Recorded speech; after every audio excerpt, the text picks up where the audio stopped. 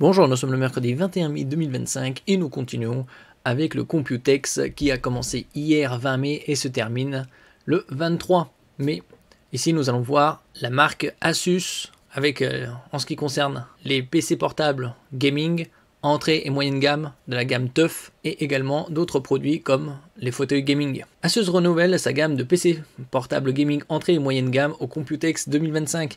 Il y a différentes catégories de produits comme les Asus TUF qui est entrée moyenne gamme pour les gaming et Asus ROG qui est le haut de gamme, très haut de gamme, comme sur les smartphones par exemple, et autres produits, cartes graphiques, cartes mères, laptop, desktop et autres. N'oubliez pas de vous abonner pour plus de news sur le monde de la high-tech, ainsi que les bons plans, également sur mon Twitter et en description sous toutes mes vidéos. Vous pouvez les retrouver dans mes playlists. Alors ici on va voir les specs du V16, qui sera équipé de Intel génération Raptor Lake, Core 7, donc haut de gamme 240H, ou Core Ultra 5 210H, ça c'est moyenne gamme, avec une GTX 5060. Donc les 5060 sont destinés à tout ce qui est gaming Full HD avec tous les paramètres à fond, voire QHD dans certaines conditions. En ce qui concerne la dalle, c'est du 16 pouces au format 16 dixième. Comme je disais dans les vidéos précédentes, on retrouve de plus en plus de laptop gaming et laptop en général avec le format d'écran 16 dixième depuis quelques années. Et là, c'est de plus en plus. C'est largement plus large que le 16 neuvième standard avec une définition Full HD de 1920 par 1200 IPS, donc des angles de vision plus larges et une reproductivité des couleurs meilleure que sur les autres technologies de LCD, matrice LCD. Après ça dépend aussi, il y a différents niveaux de qualité des IPS, faudra voir ça par la suite. Avec un taux de rafraîchissement de 144 Hz, son prix reflète caractéristiques modestes à partir de 1299 € et sera disponible courant juin. Donc dans un mois. 1299 € pour une RTX 5060. On peut trouver par exemple lors des ventes flash des 4070. Il faut voir aussi le TGP, la puissance du GPU. Parce que là à partir de 1299 c'est un peu exagéré. C'est plus des portables qui devraient être aux alentours de 1000 €. Là on peut voir par exemple la connectique. Alors sur son côté droit, deux ports USB type A rectangulaire et son côté gauche une prise RJ45 HDMI 2.1, deux ports USB-C, un autre port USB type A et une prise casque micro 3,5 mm. Donc une bonne connectique. Après le V16, il y a le A18. Ici avec une dalle IPS et une bien meilleure définition, 2560 par 1600 à 165 Hz. En ce qui concerne le CPU, ici on est sur du AMD Ryzen 7, donc haut de gamme de chez AMD, 260, et une RTX 5070 jusqu'à. Donc il y aura probablement différentes déclinaisons, 5060, 5070, probablement 5060 Ti également. Un autre gaming, TUF Gaming F16, donc là il parle également d'un AMD ou d'un Core Ultra 9 Intel selon les configs, et ce serait à partir de 1699 € et serait courant mai, fin mai, début juin. Après ça reste assez onéreux pour la gamme TUF. Normalement ça doit être des PC entrée et moyenne gamme, et on a des prix qui dépassent largement les 1000 €, 1300 € et 1000 au commencement. Pas vraiment abordable. Si on a d'autres points de vue, ici sur le A18, on voit quelques infos. A18 pour 18 pouces, 240 Hz, 2,5K, 500 nits, une bonne luminosité, 100% DCI-P3, couverture propre au cinéma. On voit ici 115 watts, donc c'est un bon TGP. On va un peu plus dans les détails. Alors le V16, qu'est-ce qu'on avait vu précédemment? 32 Go de RAM DDR5 jusqu'à. Je trouve ça dommage qu'il plafonne à 32 Go. Il devrait plafonner ça à 64. 32 étant le minimum aujourd'hui.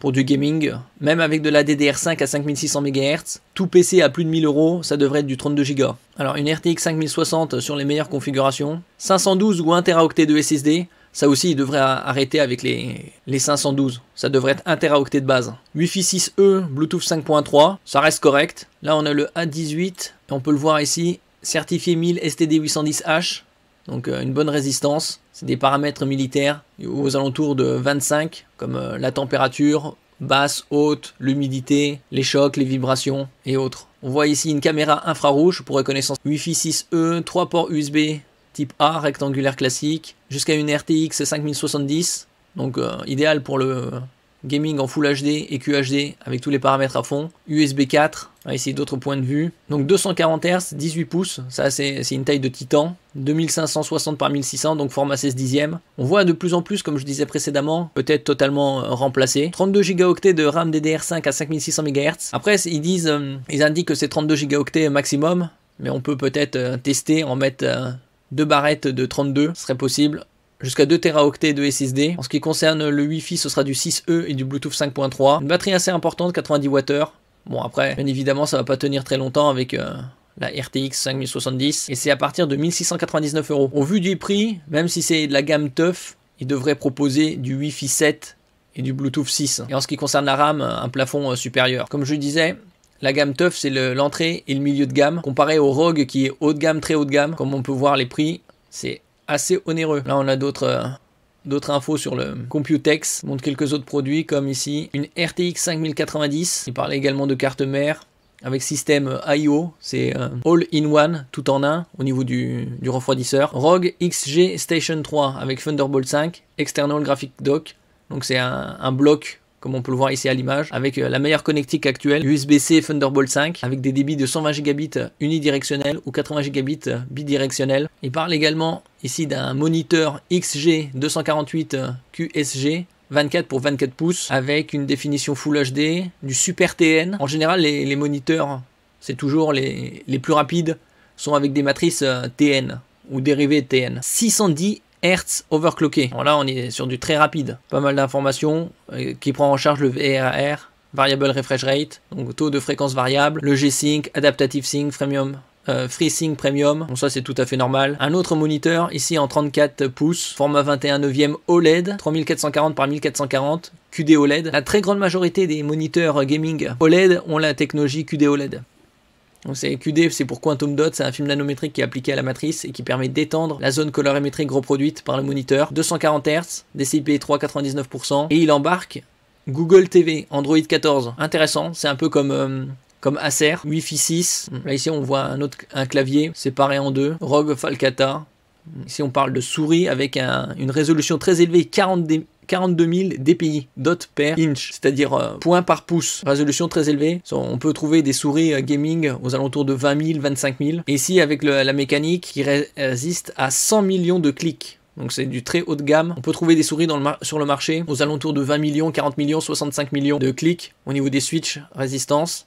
Et là c'est 100 millions. Là on voit les gaming chair 360 degrés, et là les différents laptops gaming ROG line-up. Donc là on a du Strix Scar 16 et 18, donc pour 16 et 18 pouces, Strix G16 16 pouces, Strix G18 18 pouces, également des Zephyrus en 16 et 14 pouces, et on voit aussi également des desktops ROG G700 avec des AMD Ryzen 9 9950 X3D, donc le meilleur CPU de chez AMD, ou des Intel Core Ultra 9 285K, ça c'est le meilleur chez Intel, et une RTX 5090, autant dire que ce sera probablement 4500, 5000 € au moins. Et là on voit ROG Ally X Handheld, donc ça c'est console portable, c'est un dock, donc il parle d'un dock 7 en 1, avec prise HDMI 2.1, multiples ports USB, RJ45 Ethernet, 3,5 mm prise jack, et il supporte la sortie 4K à 144 Hz ou 8K à 30 Hz. Également la fonction charge 100 watts au niveau de la puissance. Ils nous ont sorti un nouveau modèle, ROG Phone 9, bon, rien de bien spécifique, peut-être à l'arrière juste. Là ils nous sortent des gaming TUF, également les TUF Gaming qu'on avait vu précédemment, laptop et desktop, des routeurs Wi-Fi 7 triple bande, 2,4, 5 GHz, 6 GHz, en quelques nouveautés pour adapter. Ici on voit du TUF Gaming avec I/O, c'est-à-dire all-in-one, tout en un, refroidisseur liquide. Ici une collection TUF Gaming Hatsune Miku. Bon, après c'est personnalisé. Donc les produits sortiront dans les semaines et les mois à venir. Ici on voit sur le modèle Pro, en ce qui concerne l'Asus ROG Phone 9, 648 mini LED programmable à l'arrière. Sinon ça reste toujours du Snapdragon 8 Elite. C'est juste une version un peu plus poussée. Là on voit un peu plus en image les chaises gaming Asus ROG. C'est soit en blanc, en noir. Probablement des chaises gaming aux alentours de 400 € au moins. On a quelques specs dessus. Système d'inclinaison synchronisé dynamique allant de 90 à 155 degrés. Accoudoir 4D rotatif à 360 degrés. Pour un ajustement précis selon la posture et l'utilisation au jeu bureautique détente. Soutien lombaire 4D ajustable, personnalisation en profondeur et en hauteur avec un coussin lombaire à air froid pressé, garantissant meilleure ventilation et soutien ciblé. Assise extra large avec une base de 58 cm, elle conviendra à tous les gabarits, probablement avec une résistance aux alentours de 150 kg. Appui tête magnétique, simple à fixer, sans vis ni attache apparente. Éclairage RGB intégré, dissimulé dans des zones en simili-cuir transparent. Le rétroéclairage s'active discrètement pour une touche d'ambiance personnalisée. A noter que le ROG Cursor est pour le moment proposé uniquement en coloris noir son prix et sa date de disponibilité seront communiqués ultérieurement. Au vu des specs, de la gamme, ce sera au moins 400 € minimum. Là, on voit un autre en blanc. Là, c'est un peu plus ergonomique. Et donc, prix disponibilité également ultérieurement. Bon, ce sera disponible dans les semaines à venir, ça. En général, c'est courant été. Ça, on a un peu plus d'images concernant le boîtier externe. Donc ça, c'est pour une carte graphique avec la connectique Thunderbolt 5, comme je disais précédemment, avec des débits allant de 80 gigabits par seconde en bidirectionnel et 120 gigabits par seconde en unidirectionnel. Merci pour votre écoute et à la prochaine.